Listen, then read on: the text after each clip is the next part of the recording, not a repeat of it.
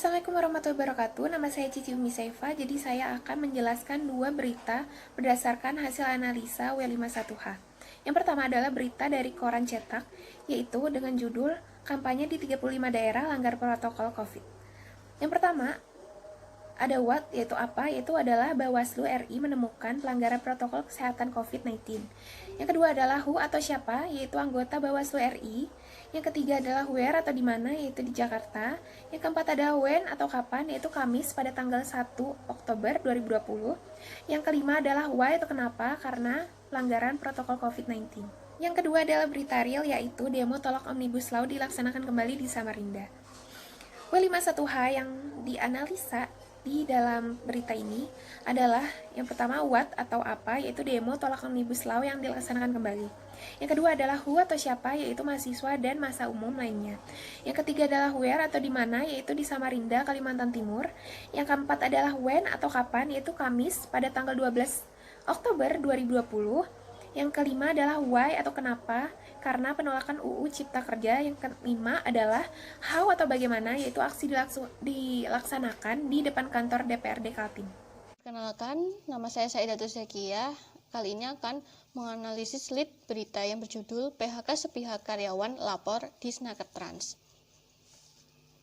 Setelah dianalisis, lead berita ini mengandung 5W, yaitu what, yaitu karyawan PTIS datangi di Snaker Trans, who, yaitu sejumlah karyawan PTIS, where, di Pekanbaru, Provinsi Riau, when, yaitu pada Kamis, tanggal 2 bulan April, why, yaitu untuk melapor terkait PHK sepihak oleh manajemen perusahaan. Untuk how sendiri, setelah dianalisis tidak ada di dalam lead berita ini. Untuk lead news yang saya buat sendiri ini, saya ambil dari berita tentang aksi lanjutan Jogja memanggil pada Rabu lalu.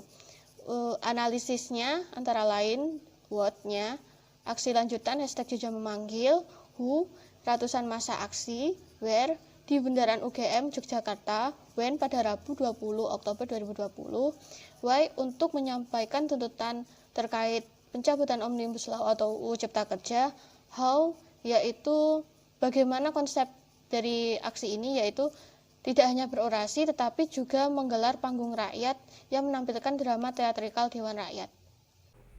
Baik, berita yang selanjutnya diambil dari judul tersebut dari koran KR. Langsung saja ke analisis beritanya. Quote-nya adalah kecelakaan maut di jalan wisata Dieng. Lalu siapa saja yang terlibat di dalam kecelakaan tersebut? Supir mikrobus dan korban kecelakaan. Where-nya Desa Kuripan, Kecamatan Garung, Kabupaten Wonosobo, Jawa Tengah. Kapan? Yaitu pada Rabu 30 September sore.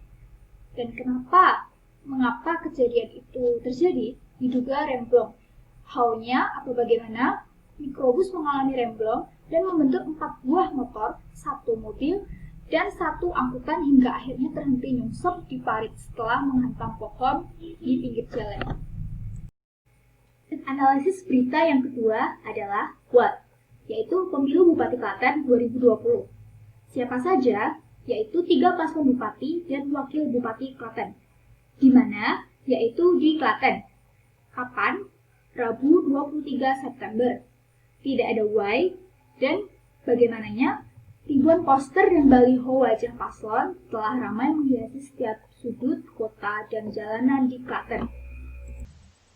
Berita selanjutnya berjudul Densus 88 tangkap terduga teroris. Berita ini didapat dari Koran Suara Merdeka edisi 5 Oktober 2020. Lead news analisis dari koran tersebut yang pertama what, penangkapan terduga teroris, who, tim Densus 88, where di Sukoharjo, when, Sabtu 3 Oktober 2020, lalu how, tim Densus 88 melakukan penangkapan dan penggeledahan di kediaman terduga teroris.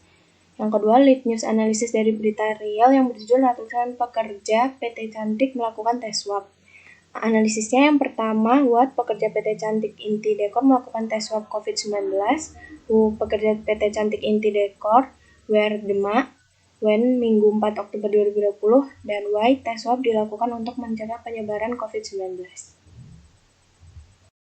Nama saya Fadila Anissa dan saya hari ini akan membahas tentang lead berita. Dari berita pertama, waktu itu berisi tentang kerjasama Polines dengan Kemensos dalam pemberdayaan sosial. Yang ketiga, Polines Semarang. Yang ketiga, WER ada di Semarang.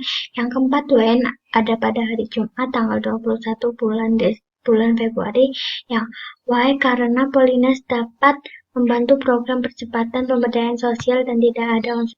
Dari berita kedua disebutkan WAT itu pendaftaran beasiswa dengan KIP, siapanya adalah pihak UMP, WER-nya di Purwokerto, W-nya Rabu pada tanggal 5 bulan Agustus, tidak dijelaskan W-nya, dan HOW itu peserta didik layak. HOW itu bagaimana peserta didik layak yang mendapatkan KIP ini adalah siswa yang lulus SMA sederajat dan memiliki NISP dan NISN serta memiliki akademik yang baik.